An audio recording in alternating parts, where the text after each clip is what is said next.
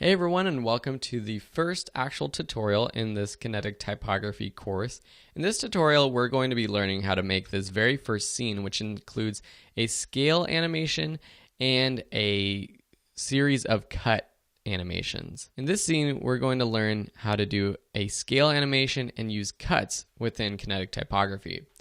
Now, this is the first time we are in After Effects, and a couple notes about that. First, I am using Creative Cloud version of After Effects.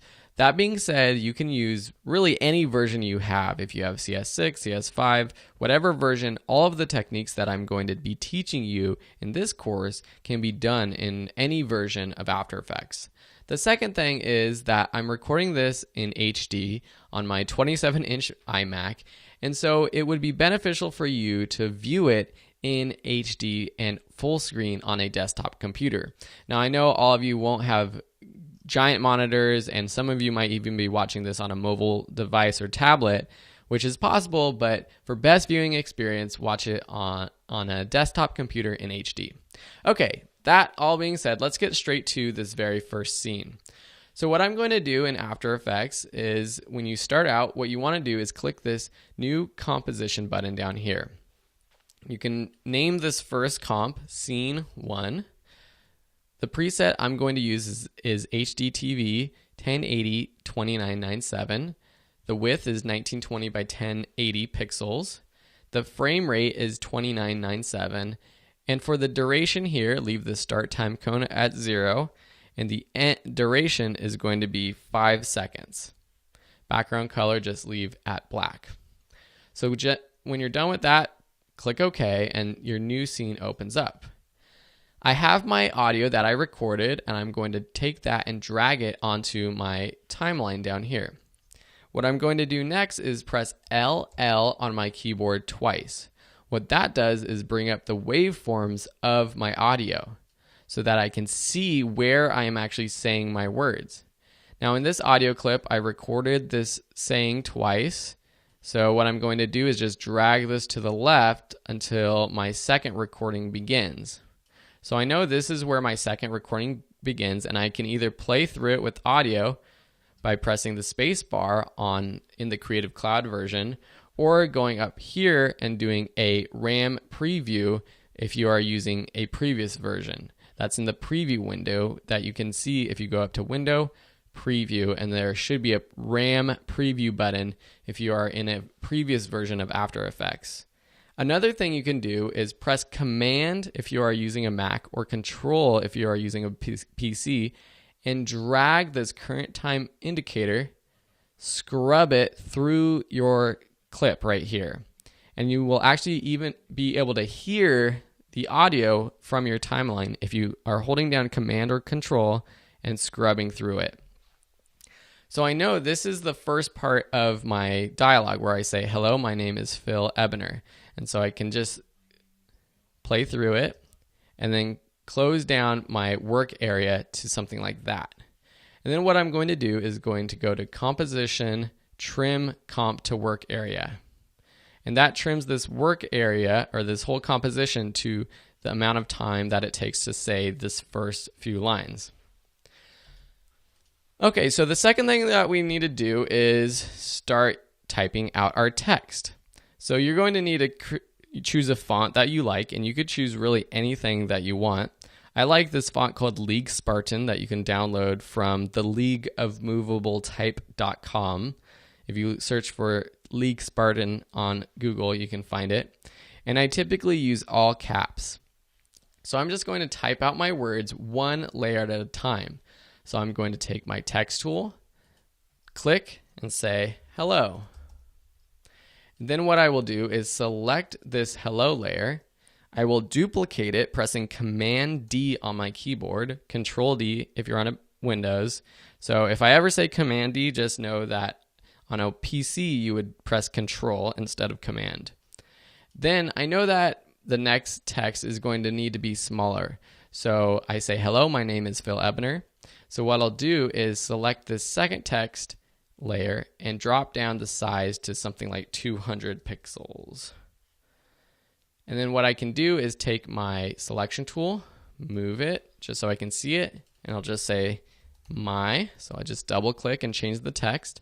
I go back down here, duplicate, double click this layer, name, type in name, click again down here on name, duplicate, double click,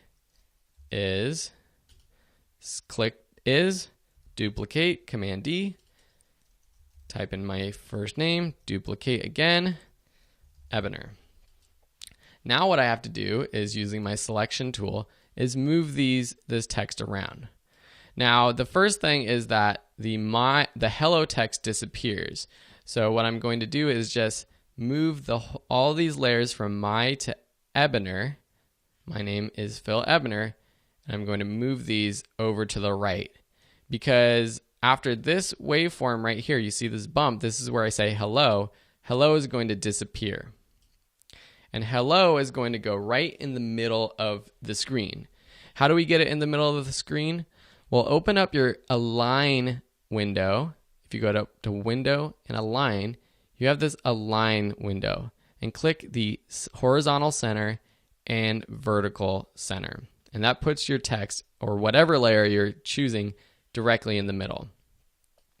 Then what I'm going to do is cut this hello text right here at the start of where I say my. What I can do to cut is press Option, right bracket. If you're on a PC, that's Alt, right bracket.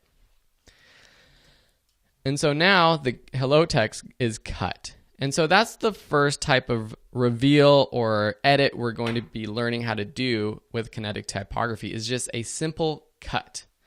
And so I can see down here my waveforms, or I can play through it or scrub through it holding Command and scrubbing. And what I'm going to do is just line up my text. So I can see that this is where my starts.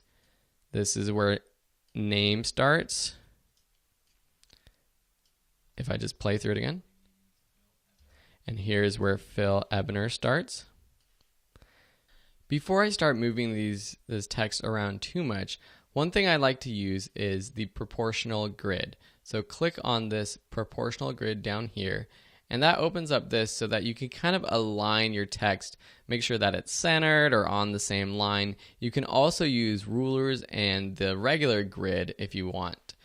So I'm just going to line this text. So my name is, so start something like here. Another thing you can use to align different layers is if I select these 3 text layers and I use my Align panel right here and say Align, it will make it all aligned. So see, if I put this like so it's not aligned, and then say Aligned, it will align it. So that's a good trick to use if you're doing kinetic typography. So then I'm going to make Phil a lot bigger. So let's say like 350. And then Ebener was a lot smaller. But one thing about kinetic typography and just design in general that I like to do, I'm going to take off this proportional grid, is I like to make the spacing between all of my words similar. So you see the spacing between my and name and is, and my and Phil. I want that spacing to be similar. It just looks prettier in my eyes. And so I will now select all of them and put them pretty much centered. Now it doesn't have to be necessarily centered perfectly, because in our sample video, you'll see that there is actually some motion that we'll be adding at the very end. So there's a little bit of motion, and so if it's not perfectly centered, that's totally fine. Okay, so now if we play through this, we can see that the text is being cut onto the screen in a good timing. The one thing that we want to do now is add the scale animation to hello. So scale animations is a very popular way to reveal text and also any type of layer. And so the first thing that we want to do is make sure that our anchor point is in the center of this hello text. I've downloaded and I use a script called Move Anchor Point. If you go to Google and search for Move Anchor Point After Effects, you will find a script that you can install. And what this allows you to do is, with the click of the button, it moves the anchor point to the middle of your layer. You can move it to the right, to the left, to the right, to the top, wherever you want. If you don't want to install that, what you can do is use this pan behind tool up there and then click on the anchor point and move it around. With After Effects CC, it kind of snaps to the center, so it's a lot better than in previous versions. And the reason why we want to do that is because when we bring up our scale, so press with this hello text selected, press S on your keyboard, we want to scale from the middle. We don't want to scale, say I put it up in the top right, we don't want to scale from the top right. Sometimes you might want to do that, but for now, we want to scale from the middle. So about right when hello is starting to be said, I'm going to set a keyframe for the scale, which is clicking the stopwatch right here. And then I'm going to go back 5 or so frames and drop this down to 100. So now if I play through this, you see hello come on the screen. But I'm going to do 2 things to make it look even better.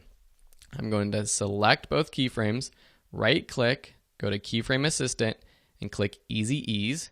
So that eases this animation and it creates a more fluid motion. It's still so fast so you can't really tell much. So that helps a little bit. I'm also going to add motion blur. So that's this column right here with the 3 circles. Click that motion blur right there. And then enable that motion blur right here. Click that motion blur. So that's pretty cool, but the one thing I want to add too is I want it to kind of bounce onto the screen. Right now it's going directly from 0% scale to 100% scale. I want it to go from 0 to about 110 and then drop down to 100. An easy way to do that is to select our keyframes, and they must be easy ease to do this. Select your keyframes, click this graph editor. Make sure that you are viewing the value graph and not the speed graph, which you get to by clicking this Choose Graph Type button and selecting Value Graph. Just going to zoom in. I'm pressing the plus and minus keys on my keyboard. And now you see this graph. It goes from 0 to 100%. This is the scale. If I click on this red square right here, that's where our keyframe is. You see these yellow handles. If I drag this handle up, you will see that I'm able to actually increase the size. So it goes from 0 to something like 110 and then back down to 100%. So now if I play through this, you see a little bounce and it just makes it a little more dynamic. So I'm going to click that graph editor so I can see my regular timeline, stretch it out, play through it again. That's pretty cool.